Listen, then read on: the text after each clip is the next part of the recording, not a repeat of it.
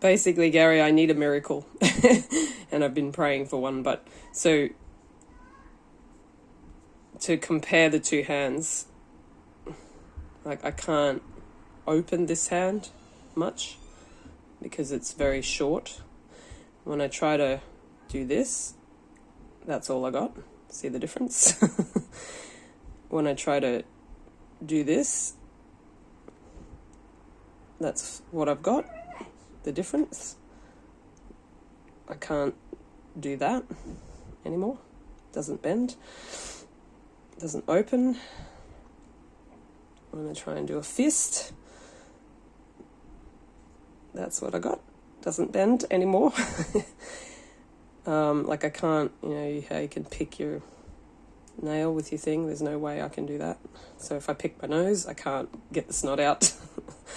Can't get under there. So this here, it's like a massive hard lump of scar tissue, and also here it's really preventing the tendon from gliding. And this happens in a certain number of cases when, well, it's probably partly that I didn't get enough time to do the intensive therapy I needed. Also, I didn't know that I should be kind of working with it when the wound was still open.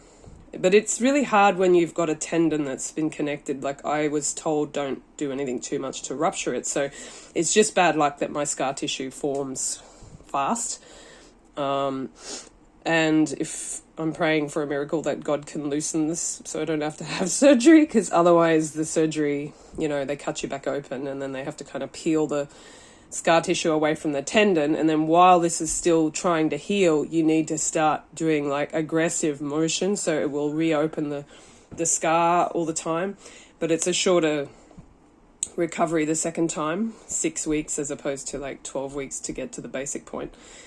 But there's a pretty big chance that it could still work out just the same as this. Like it could just stick all over again, or it could even be worse.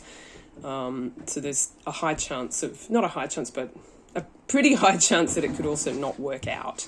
And I really don't want more surgery anyway, because it's pretty traumatic going under general anesthetic every time it happens. Even though I was on the good drugs this time, it was not as mentally challenging as the last times where I woke up with like paranoia and shit. This time I kind of woke up and felt like everyone loved me because the drugs were like, whatever they put me on was like just making me go, wow, the world is so nice. But it was still not fun. Like I don't want to do it again, and I don't feel like having my hand cut open again.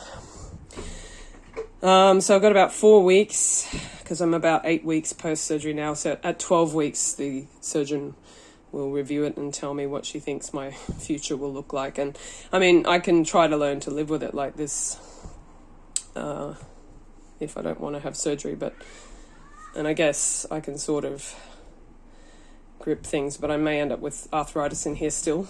I mean, before it was like this, like just completely straight, where I wouldn't have been able to add, like I would have been doing this to try to grab stuff, where it's sort of, I've got a little bit of a curl, but it's not probably as much as it needs to be to prevent problems in the other joints.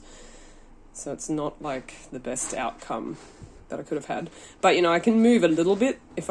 I'll still be rehabilitating this for another year if I decide not to have surgery. Like I may get a little bit better strengthened through here with some more therapy. Because like I can sort of move it like this with my hand holding it back, but if I don't hold my hand back, this joint collapses. So they've given me another a little splint to wear to rehabilitate in the meantime, to try to give me some exercises with holding that joint back. So yeah, the next 4 weeks I'm really like, I've got to do every couple of hours all these therapies, and I sometimes have not got time to do them, and that's why this is hard. Pray for me. I'm praying that God can do that surgery for me, because I know he can. And I'm praying for a miracle so that it will just become better without needing to go back under the knife. Pray for me.